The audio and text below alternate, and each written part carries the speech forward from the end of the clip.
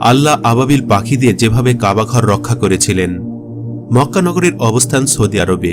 আজ থেকে প্রায় 4000 বছর আগে এই অঞ্চলের আশপাশ ছিল জনবিরল মরুভূমি। বুখারী শরীফে উল্লেখ আছে, সেখানে ছোট্ট শিশু ইসমাইলের পায়ের আঘাতে জমজম কূপ সৃষ্টি হয়।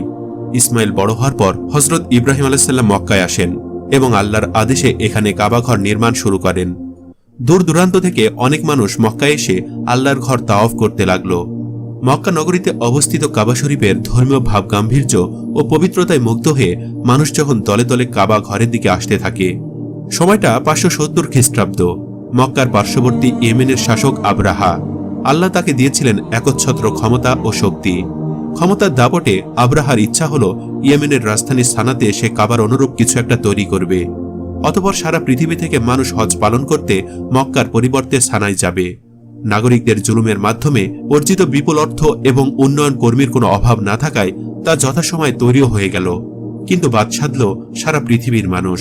হজ পালনের জন্য তাদের ধর্মীয় পিতা ইব্রাহিম আলাইহিস সালামের তৈরি ঘর কাবা থেকে কোনো ক্রমে সানাই কাবায় যাচ্ছিল না।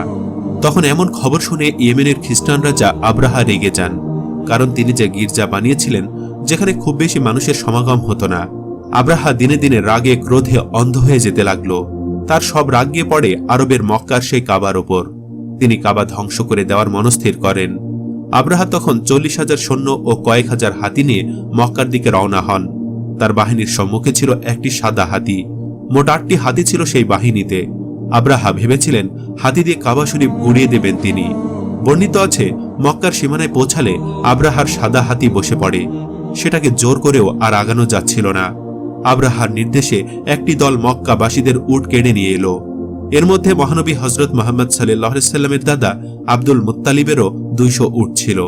আবরাহা ঘোষণা দিলেন, আমি কেবল কাবা ধ্বংস করতে এসেছি, মানুষকে নয়, তবে কেউ বাধা দিলে সে মরবে। আব্দুল মুত্তালিবের পরামর্শে মক্কার সবাই পাহাড়ে গিয়ে আশ্রয় নিয়েছিল। পরে তিনি আবরাহার আহ্বানে সাড়া দিয়ে একটি মিটিং করতে গেলেন। আলোচনার শুরুতেই আব্দুল মুত্তালিব সতর্ক করলেন আবরাহাকে। তাকে বললেন এমন বিপজ্জনক কাজ থেকে বিরত থাকতে। কিন্তু ক্ষমতার দাপটে উন্মুক্ত আবরাহাকে থামানো গেল না। আব্দুল মুত্তালিব বললেন, আমার উট ফেরত দিন। আবরাহা অবাক হয়ে বললেন, আমি তো ভাবলাম আপনি অননয় বিনয় করবেন। আমি যেন আক্রমণ না করে ফিরে যাই ইয়েমেনে। আমি আপনাদের উপাসনালয় ধ্বংস করে দিতে এসেছি, আপনাদের বাপ দাদাদের উপাসনালয়। আপনাদের মান সম্মান প্রতিপত্তি সব মিশে যাবে।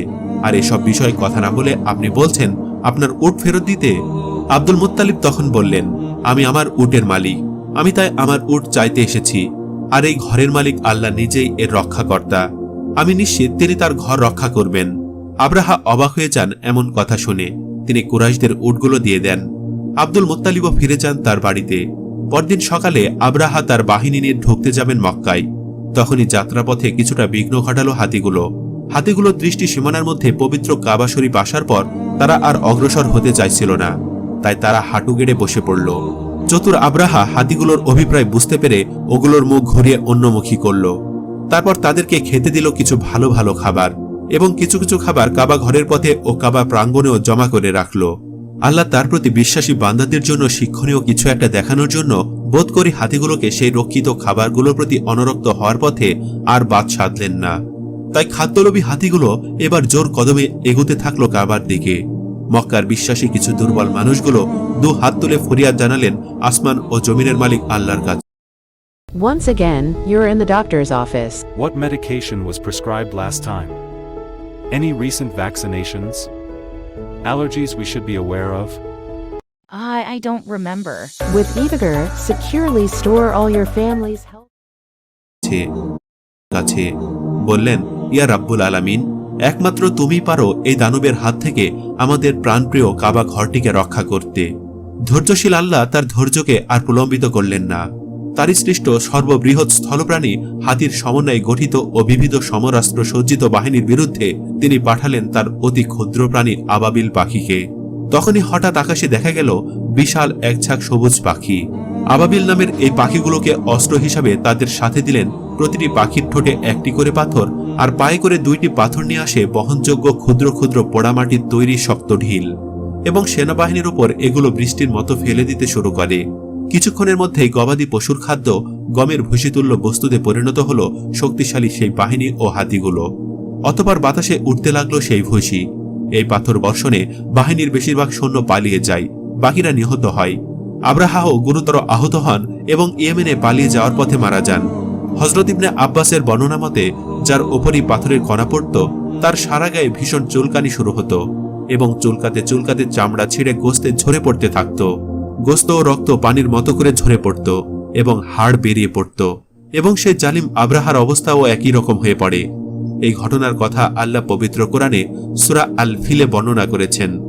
রক্ষা পেল পবিত্র কাবা ঘর, আর তার কিছুদিন পরই এই পৃথিবীতে সুখ ও শান্তির প্রতীক হিসাবে আগমন ঘটল আমাদের প্রিয় নবী হযরত মুহাম্মদ সাল্লাল্লাহু আলাইহি ওয়াসাল্লামের, পৃথিবীর মানুষগুলোর জন্য শেষ নবী হিসাবে। এটি কোনো মানুষ রচিত কল্প কাহিনী নয় কোনো মতলববাজ ঐতিহাসিকদের বর্ণনা।